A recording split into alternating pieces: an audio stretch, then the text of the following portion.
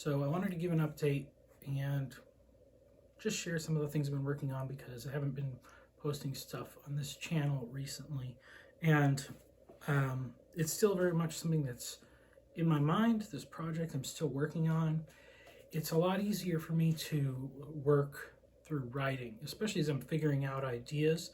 So the focus of my effort has been on the Substack, which, if you are not subscribed, you can subscribe for free.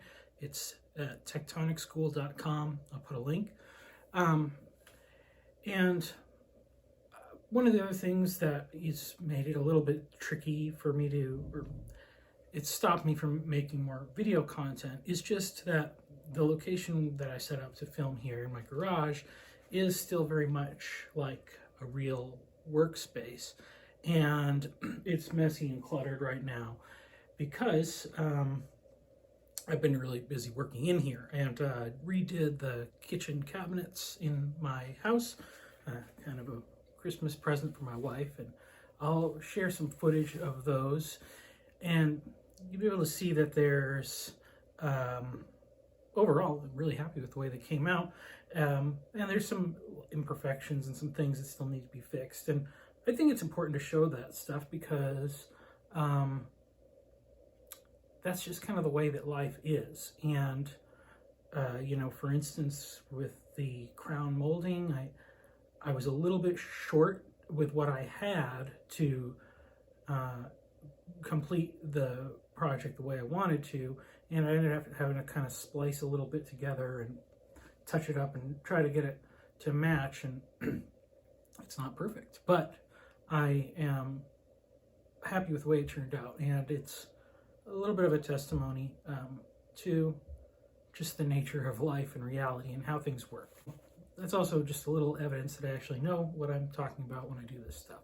So when I present myself as someone who works in trades and things like that, I kind of got into this through a little bit of the back door.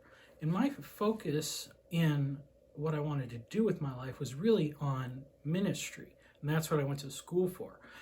It was only through working for a church, a big church that had a lot of busy things going on, that I had the opportunity to really hone a lot of my skills in making things and building things, because that's kind of a big part of what needs to happen just to get things done. If you need to meet, you need a building to meet in, or if you have a building, it's going to need maintenance and repairs.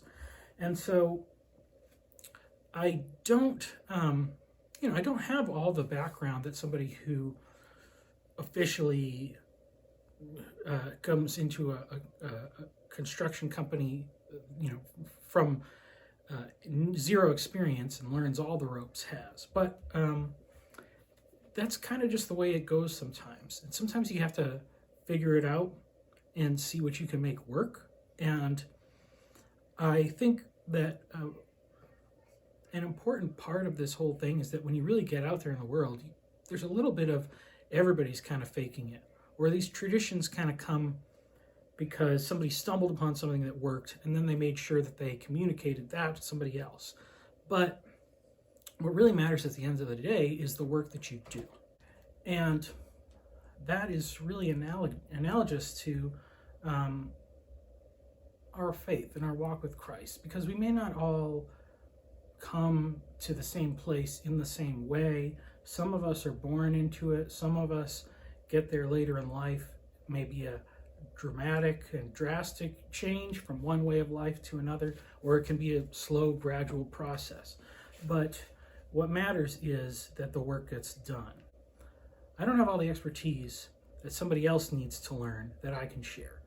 And so very much a lot of this process is about me learning and studying. And some of that stuff is more directly related to problems of work in the trades. Some of it's more related to the problems of mentorship, training from older men to younger men, some of the issues of masculinity that our culture deals with, and a lot of it is also theological and dealing with how we look at the Bible and things like that, because the church, to me, is an essential key to what needs to be done, And as you learn more about the character of God, the God who created the world, who built the world, that's going to affect the way you perceive things. And so there's a constant need to go back and reassess what you've done before, what you've said before, your own understanding of things as you learn more about God and what he's doing in other areas.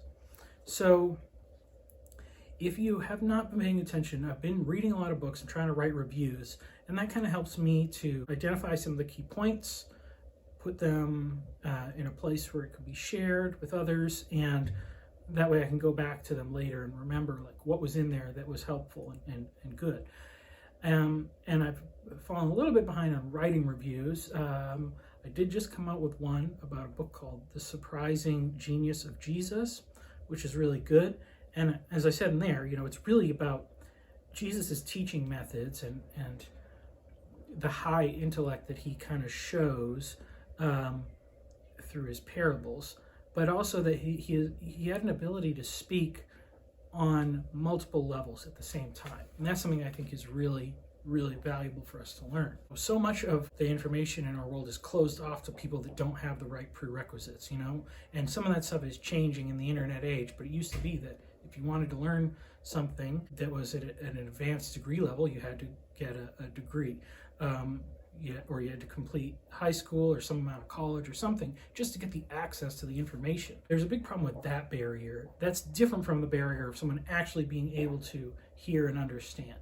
And what Jesus does is he communicates in a way that stands on its own at the highest level, but it's true at every subsequent level of understanding, even down to the level of uneducated people and children.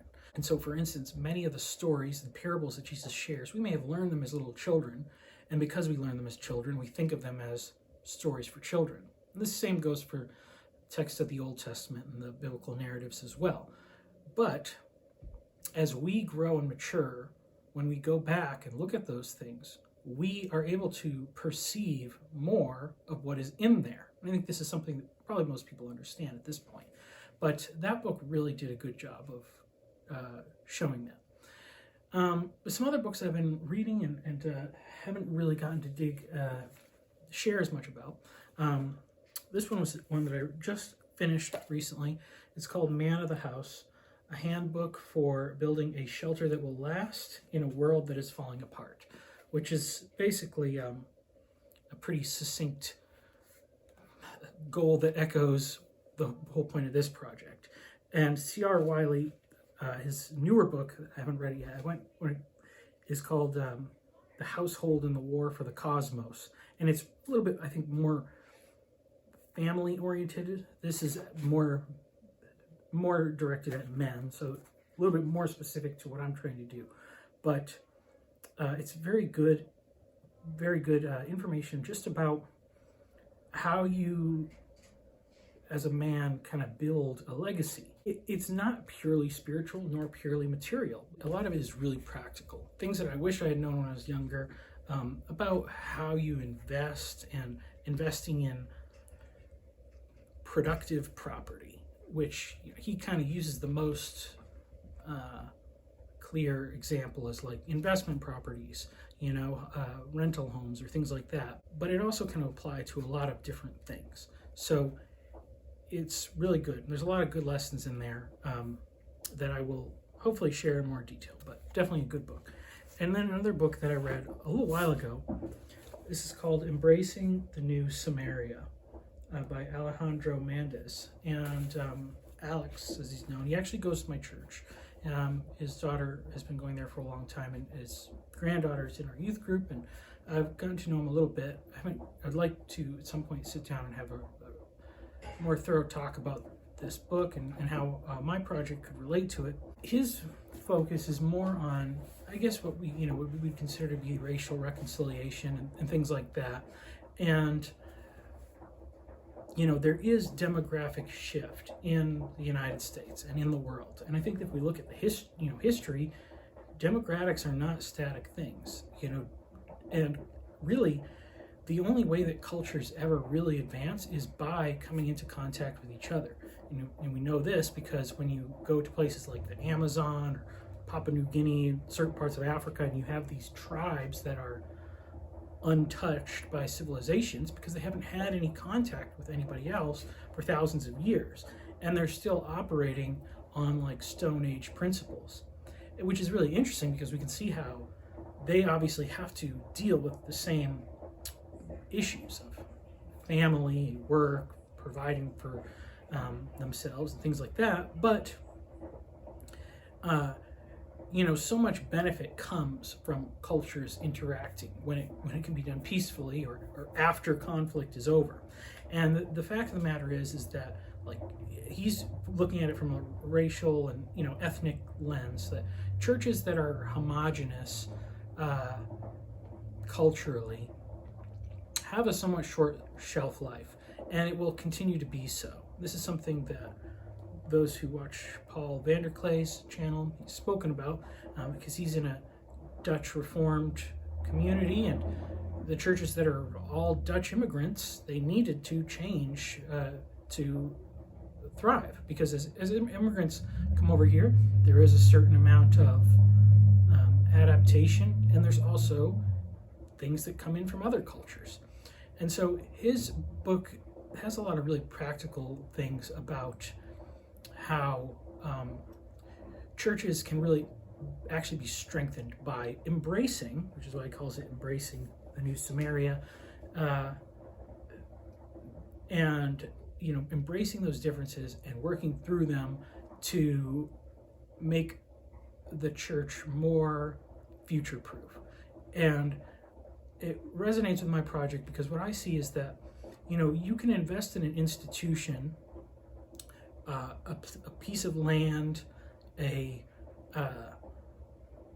technique or technology, or a certain philosophy, set of rules, and it may do what you want it to accomplish for a certain amount of time.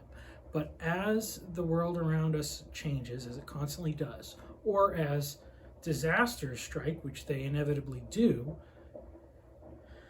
those particular things will not work anymore. They're dependent on the situations and the scenarios remaining the same, and that's just not something that's going to happen.